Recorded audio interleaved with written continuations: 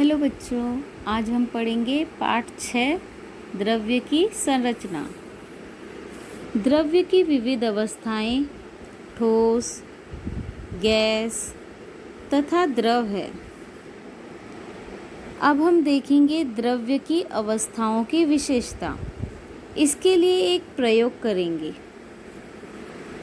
एक चौड़े मुंह वाली पारदर्शक प्लास्टिक की बोतल में राई के दाने लो। बड़े गुब्बारे के मध्य भाग में सुई की सहायता से लंबा धागा डालकर पक्की गांठ मारो। यह रबर का पर्दा बोतल के मुंह पर रबर बैंड की सहायता से खींचकर लगाओ। धागा बोतल के बाहर रहे, यह देखो।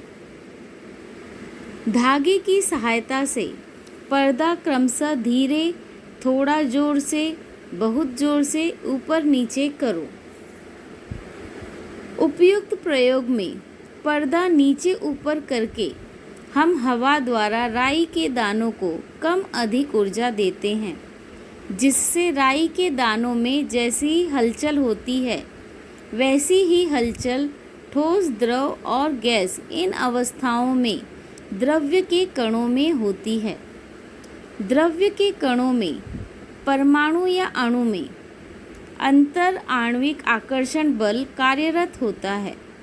इस बल की क्षमता के अनुसार कणों की हलचल का अनुपात निर्भर होता है।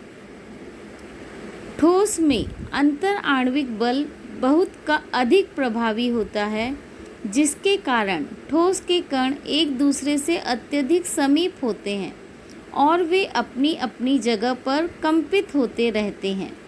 अतः ठोस को निश्चित आकार और आयतन प्राप्त होता है तथा उच्च घनत्व और असंपिंडता ये गुणधर्म प्राप्त होते हैं। द्रव अवस्था में अंतर आणविक बल की क्षमता मध्यम होती है। वह कणों को निश्चित स्थान पर रोक कर रखने के लिए उतनी प्रभावी न हो तो भी उन्हें एकत्रित गठन करके रखने के लिए पर्याप्त प्रभावी होती है। इसलिए द्रवों का आयतन निश्चित होता है, परंतु उन्हें प्रवाहिता प्राप्त होती है, और द्रवों का आकार निश्चित न होकर धारक पात्र के अनुसार बदलता है।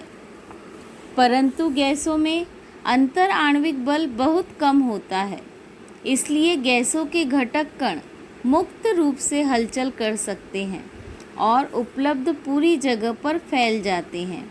इसलिए गैसों को निश्चित आकार या निश्चित आयतन ये दोनों नहीं होते। इस तालिका में द्रव्य की अवस्थाओं की विशेषताएं दर्शाई गई हैं।